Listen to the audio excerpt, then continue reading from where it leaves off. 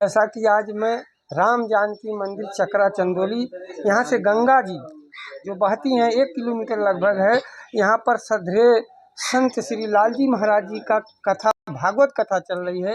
आज मैं यहाँ पहुँचा हूँ और महाराज जी से जानना चाहूँगा कि महाराज जी आज सनातन संस्कृत के जो प्रखर प्रहरी संत शिरोमणि आसाराम बापू जी हैं, उन पर मैं इनसे उनके विषय में थोड़ा जानना चाहूँगा।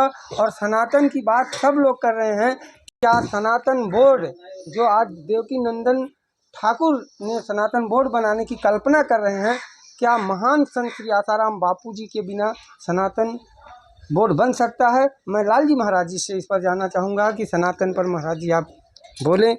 देखिए, बनाने की बात तो बहुत से लोग कर रहे हैं, लेकिन बापूजी का जो तप था, जो उनकी प्रक्रिया थी, जो साधकों को जोड़ने का कार्य था, ये कार्य यदि बापूजी चाहें तो बहुत सरलता से हो सकता है। ये बात और लोगों को समझना चाहिए। बिल्कुल, जैसा कि महाराज जी बापूजी संत हैं और हर संतों पर आक्षेप लगा है, भगवान बुद्ध हो, नानक जी हो, और जब हयात वो लोग थे तो यह समाज जो है उनको मतलब तरह तरह का भेदभाव किया।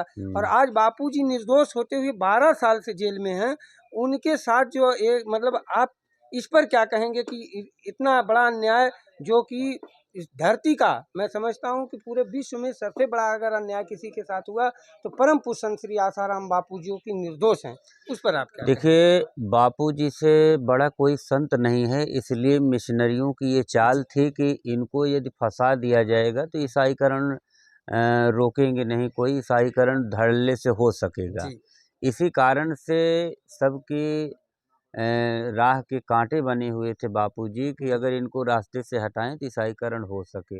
इस पे सरकार को विचार करना चाहिए कि हमारे सनातन धर्म को वही बढ़ा सकते हैं, और सनातन धर्म के लिए जितना उन्होंने किया है किसी अन्य ने नहीं किया, मेरी समझ से। बिल्कुल, इस बात पर तो मैं महाराज जी को दंडवत प्रणाम करना चाहूँगा, क्योंकि आपने क्रिश्चियन मिशनरी का नाम लिया तो 100 करोड़, जहाँ तक कि ये 100 करोड़ बापूजी को जेल में रखने के लिए प्रति महीना 100 करोड़ रुपए क्रिश्चियन मिशनरी द्वारा दिया जा रहा है कि बापूजी को जेल में रखें, किसी प्रकार से इनको छोड़ा ना जाए।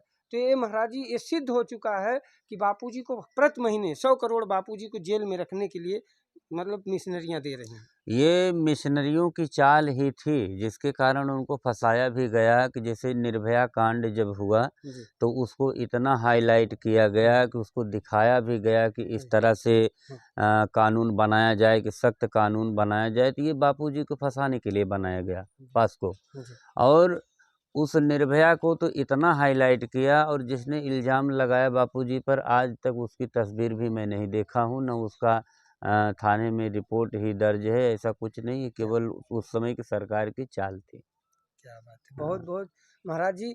अब महाराज जी एक चीज़ और मैं जानना चाहूँगा कि जैसे कि बापूजी प्रज्ञा सिंह ठाकुर जब जेल में गई तो बापूजी ने उनको जाकर जेल में स्वयं मिली। रामदेव बाबा पर जब रामलीला मैदान में मतलब लोगों ने उनके साथ अत्याचार किया तो उन्होंने चोला बदल कर भागे। और जो भी जयंत सरस्वती के लिए बापूजी जाकर जंतर मंतर पर बैठे। आज संत समाज बापू के लिए आवाज उठा नहीं रहा, क्यों और उठाना चाहिए, किस प्रकार से आप बताइए थोड़ा। देखिए, सभी जो सनातन धर्मी हैं उनको ये चाहिए कि किसी भी संत पर अगर इस तरह का आक्षेप लग रहा है तो संतों को एकत्रित होकर इस पर विचार करना चाहिए।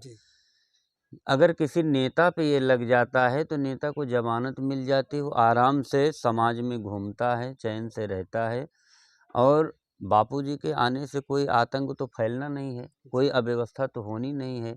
भक्त ही बनेंगे, साधक ही बनेंगे, फिर उनसे ऐसा डर क्यों? क्या बात, बहुत अच्छा प्रश्न महाराज जी किए।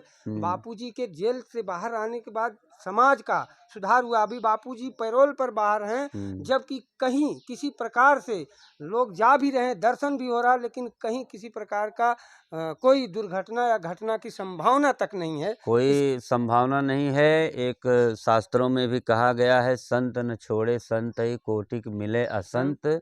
तो आश्रम में थे तब भी साधक बनाए, और जेल में गए तो वहाँ के लोगों को भी साधक बना दिया। ये बापूजी के संत होने का प्रमाण है। बहुत बहुत हाँ। बहुत साधुवाद महाराज जी, आपको बहुत बहुत साधुवाद, धन्यवाद।